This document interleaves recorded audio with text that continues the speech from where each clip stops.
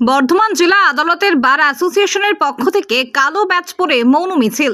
সোমবার বর্ধমান জেলা আদালতের বার অ্যাসোসিয়েশনের পক্ষ থেকে মৌন প্রতিবাদ মিছিল বের হলো কালো ব্যাচ পরে।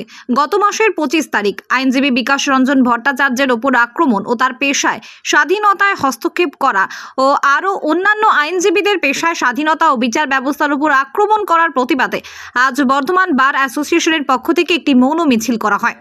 মিছিলটি টাউন হল পাড়া বাদামতলা কার্জন গেট হয়ে কোর্ট চত্বরে শেষ হয় এবং সেই মিছিলের মধ্য দিয়ে তীব্র ধিক্কার জানানো হয়। আজকের এই প্রতিবাদ মিছিলে সামিল হন বর্ধমান বার অ্যাসোসিয়েশনের সমস্ত আইনজীবীরা। আজকে আমাদের বিশিষ্ট আইনজীবী বিকাশ রঞ্জন ভট্টাচার্য এবং অন্যান্য আইনজীবীদের উপর এবং বিচার ব্যবস্থার উপর যে আক্রমণ হয়েছে, যে ভাষায় আক্রমণ হয়েছে, যে পদক্ষেপে আক্রমণ হয়েছে, বর্ধমান বার অ্যাসোসিয়েশন আজকে তার তীব্রভাবে প্রতিবাদ জানায়।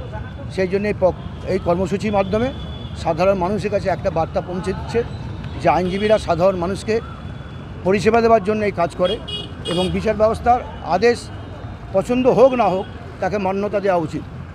এই যে ব্যবহার করা হয়েছে তার প্রতিবাদ স্বরূপ বর্ধমান বার অ্যাসোসিয়েশন আজকে এই মৌন মিছিলের মাধ্যমে ধিক্কার জানাচ্ছি। আমি সদন্তা সম্পাদক বর্ধমান বার অ্যাসোসিয়েশন, আমার পাশে আছে Partha Haki assistant secretary Bardhaman bar association এবং আরও বহু কর্মকর্তা এবং মেম্বার আছেন। বর্ধমান থেকে কিটু রিপোর্ট, অগ্নি সংকেত নিউজ।